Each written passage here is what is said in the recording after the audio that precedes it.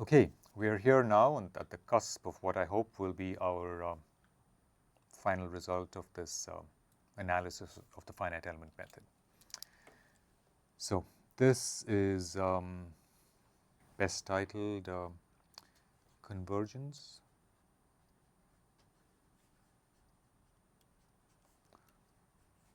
of the finite element solution.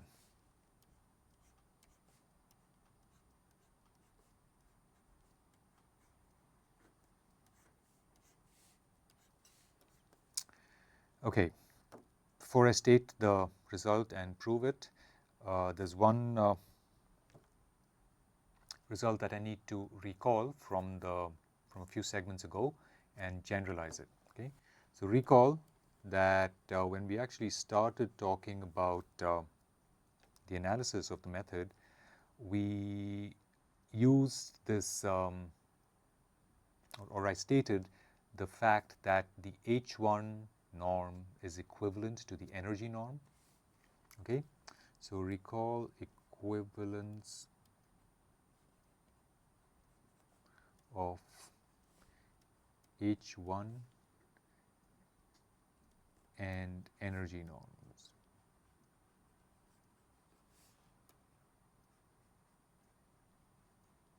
Right? And the way we stated that result is the following. We said that if we look at C1 times the one norm of V, right, some function V, this is lesser than or equal to the energy norm of V. Well, this is actually the energy norm squared, so we do that. Okay, and it's also less, it can be bounded from above by the energy norm, and the energy norm itself can be bounded from above by some other constant multiplying the V1 norm.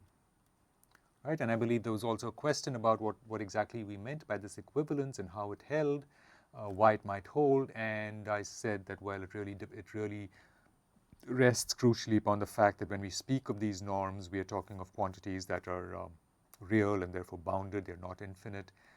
And then using the fact that our domains are finite, we can actually prove this result. Okay, so so we have this. Now it emerges that this equivalence between the H norm and the energy norm extends in fact to the general Hn norm also. Okay, so this extends to the Hn norm.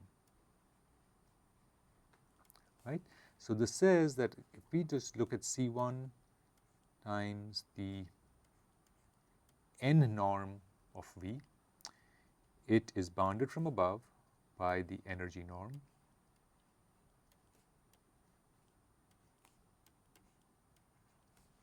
and that itself can be bounded from above by some other constant multiplying the n norm of V. Okay, and the reasons why this holds are pretty much the same why the H1 norm holds, why the result holds for the H1 norm. Okay, so this is what we're going to use. All right, so here is our statement. Again, I'll state it as a theorem.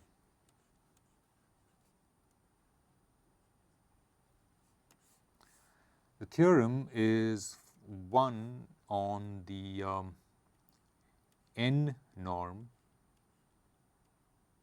of the finite element error. Okay, and it states that it can be bounded from above by some constant, whatever constant, some constant, right? Let's denote this constant as C bar. He, again, raised to the power of alpha, where alpha is the same exponent that we came upon in our Sobolev interpolation error estimate. Okay, this times the R norm of U. Okay, so this looks very similar to what we saw for the Sobolev error estimate, except that now we are indeed talking of the finite element error estimate. Okay, we are indeed talking of what happens with the finite element error, right? And we just remember that this is UH minus U. Okay, all right, proof. And let me just start, well, I could start the proof here.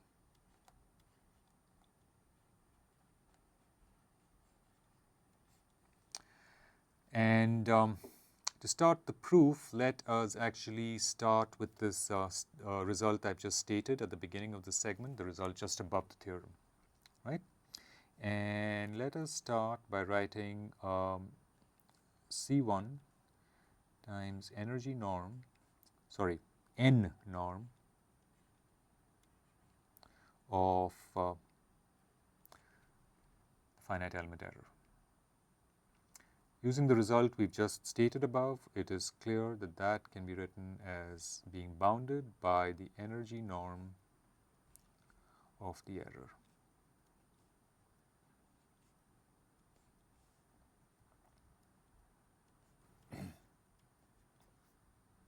Okay? All right. Now, let's move on. Okay, I'm actually going to reproduce this last statement on the new slide here. C1 N norm of the finite element error is lesser than or equal to energy norm of the error.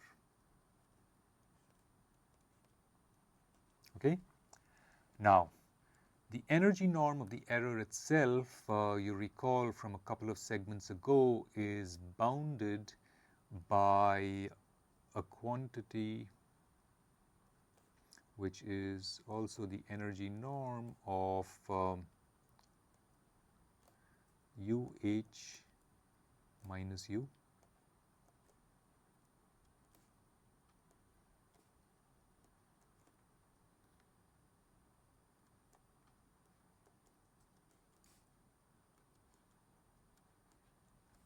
Right? We call this the best approximation property. Right? This is the best approximation property.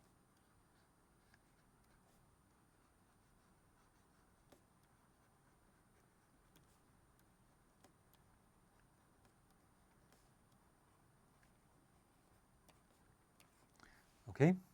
Now, I want to state something about notation here when one is working with inequalities. When one is working with inequalities and I write inequalities running in this fashion,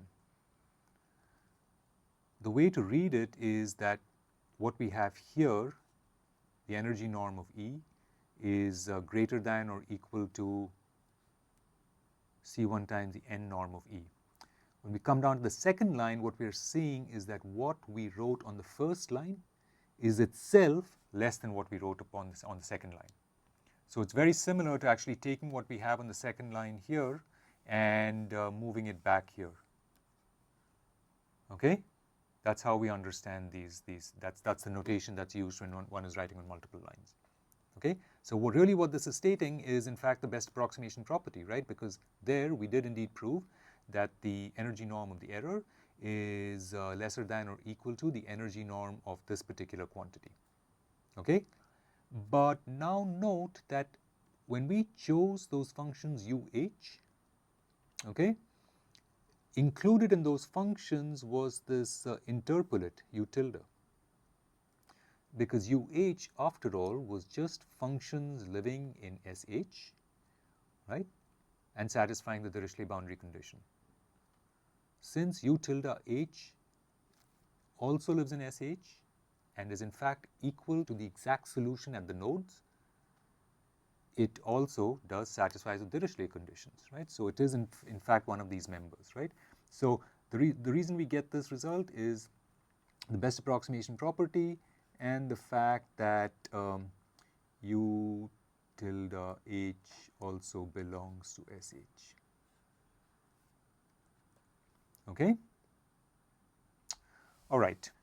But now one can again invoke the result I stated at the before we started this theorem, right, on the equivalence of the energy norm and the N norm. So we can say that that energy norm that we have on the right-hand side itself is lesser than or equal to, let me see this, right, I could directly write this as some other constant, C2, right, times the N norm of u tilde h minus u.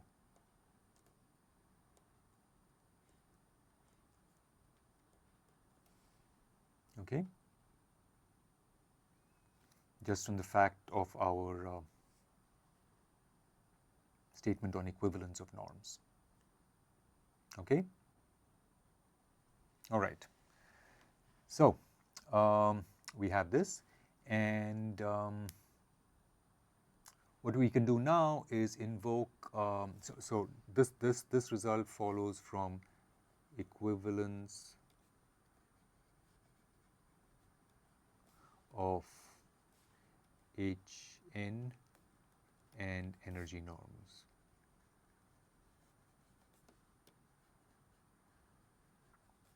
Okay. Now, continuing to work, we recall our Sobolev interpolation error estimate. Okay. So that interpolation error estimate is one that is applied to u tilde h minus u, right? Because that's the interpolation error. Okay. And that was that u tilde h minus u is lesser than or equal to some constant c he to the power alpha times the R norm of our exact solution. Okay, so this is the Sobolev interpolation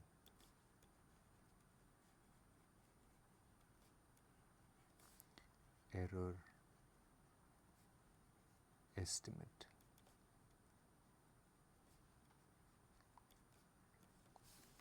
Okay.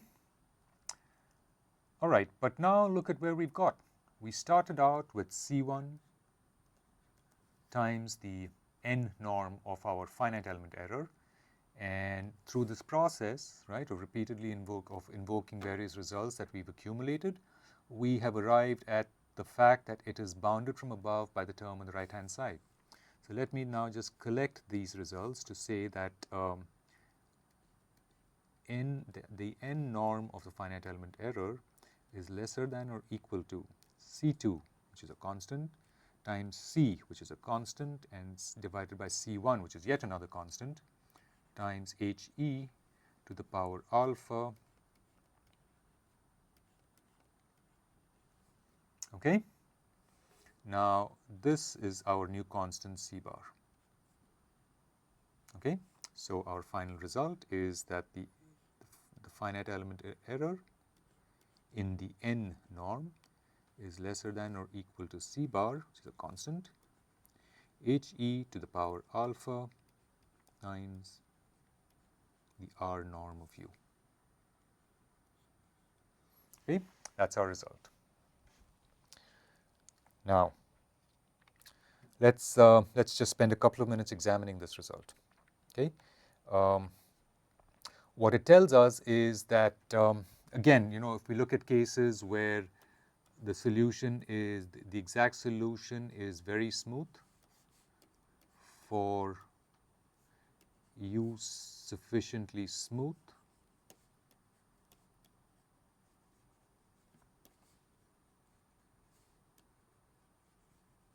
what we're seeing is that alpha, which is defined as the minimum of k plus 1 minus m, and okay,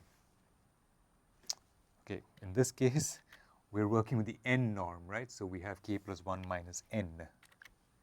I'm sorry. Okay, and r minus n.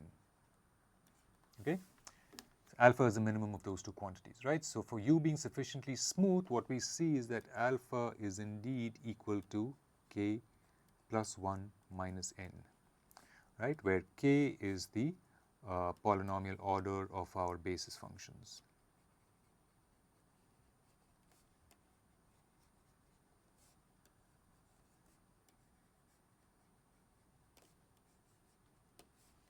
Right, and n is really the number of derivatives that we are taking in calculating the norm of the error.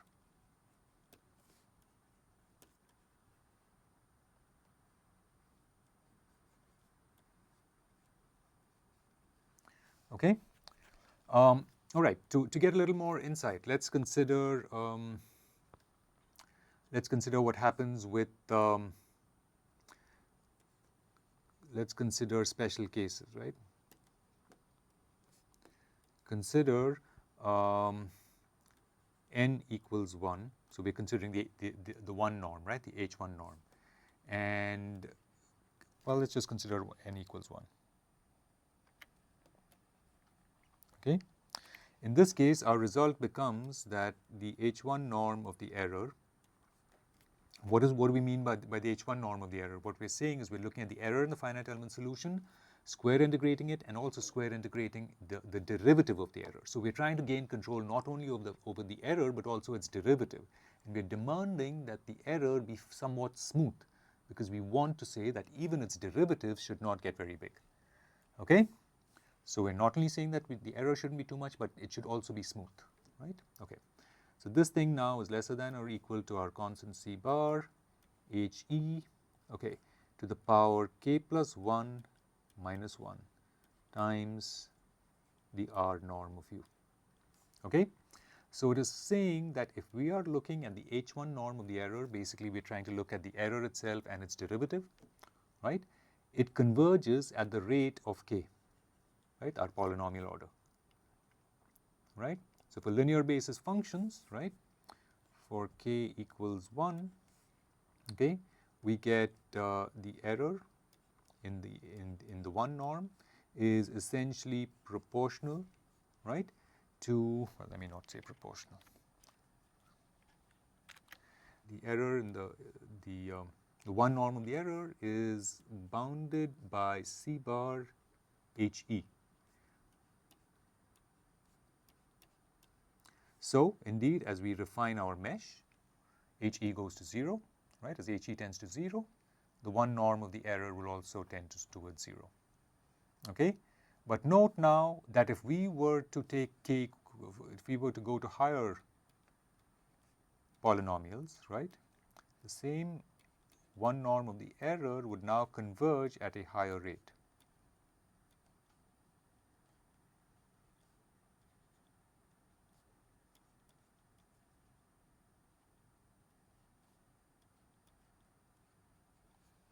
Okay?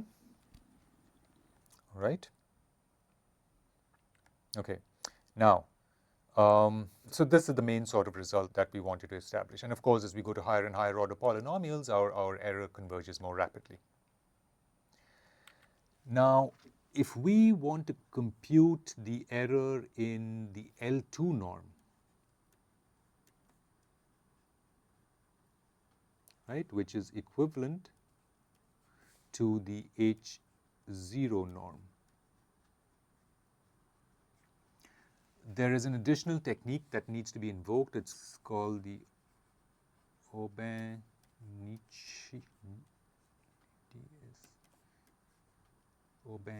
method, which we won't do because that takes a lot more work.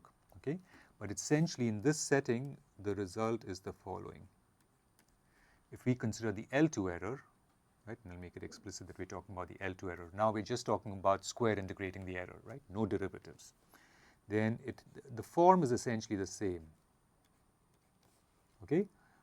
In this case, we get h to the power k plus 1, no derivatives, right? So we don't lose any powers here. We don't have k plus 1 minus n, okay?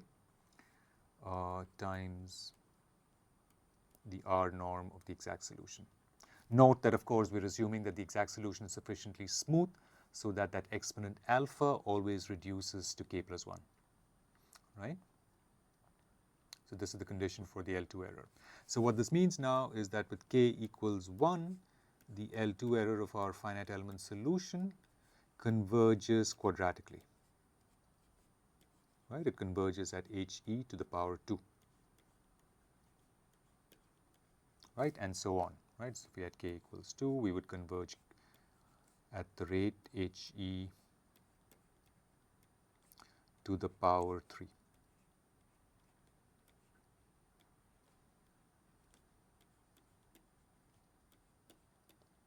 And so on, okay?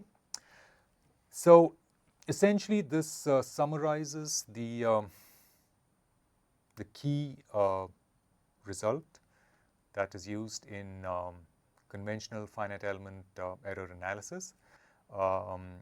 It says that as we refine the mesh, our solution converges, right? And depending upon the measure of error we want to use, either just the L2 norm of the error, which would be just square integrating the error and making sure that that quantity is decreasing, okay? Or whether we want to include higher order derivatives of the error, we can address all those problems. Okay, we can address all those questions. In all of this, at least in the way I try to bring out to give you greater insight into what is happening, we're assuming that the exact solution itself is smooth enough. And note that this is a requirement. If you start out with trying to solve a problem whose exact solution itself is very very irregular, you can't hope to converge to solutions easily, right? It just becomes much more difficult. There are methods that can be used to address such problems and also to carry out the error analysis of these methods. The other thing I should note is that the interest in always looking at errors which involve an integral over the domain is precisely to make sure that we are actually controlling the error all over the domain. Okay, and this is why we'd always take either the square integral of the error itself squared and integrated, or we compute a further derivative on it and square and integrate that. Right? The whole reason for integrating it is to make sure that we have control over the error over the entire domain. Okay, this is a good place to end this segment.